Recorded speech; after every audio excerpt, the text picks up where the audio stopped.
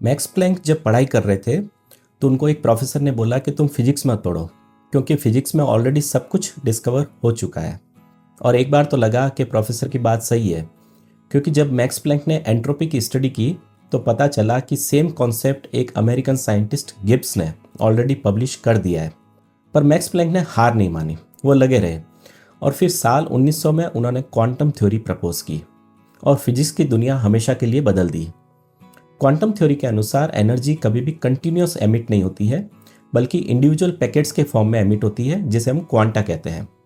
आपने इस इक्वेशन में प्लैंक्स कांस्टेंट के बारे में पढ़ा होगा। इसी काम के लिए मैक्स प्लैंक को मिला फिजिक्स में नोबेल, और इसी कॉन्सेप्ट को यूज करके अल्बर्ट आइंस्टाइन ने फोटो इलेक्ट्रिक इफेक्ट वाला पेपर भी लिखा था। ये कहानी सुनकर ऐसा लगेगा कि मैक्स प्लैंक की लाइफ कितनी अच्छी रही होगी, लेकिन ऐसा नहीं है। उनकी लाइफ में बहुत सारी ट्रेजेडीज हुई। 1909 में बहुत ही कम एज के अंदर उनकी वाइफ की डेथ हो गई। फिर वर्ल्ड वॉर 1 में बॉम्बिंग के दौरान उनके छोटे बेटे की मौत हो गई। उनके 2 बेटियां थी, दोनों की चाइल्ड बर्थ के दौरान डेथ हो गई। 1944 में सेकेंड वर्ल्ड वॉर के दौरान मैक्स प्लैंक के घर पर बॉम्ब गिरा।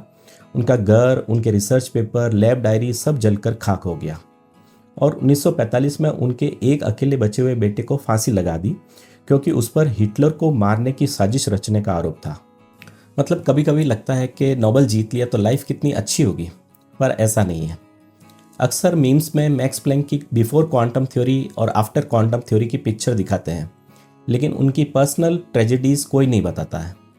मैक्स प्लैंक अपनी पूरी लाइफ जर्मनी में रहे और प्लैंक्स कांस्टेंट के लिए अमर हो गए। आज उनके नाम से मशहूर मैक्स प्लैंक सोसाइटी के अंडर 80 से ज़्यादा रिसर्च इंस्टीट्यूट आते हैं, पर उनकी पर्सनल लाइफ की स्टोरी आपको कहीं और नहीं मिलेगी।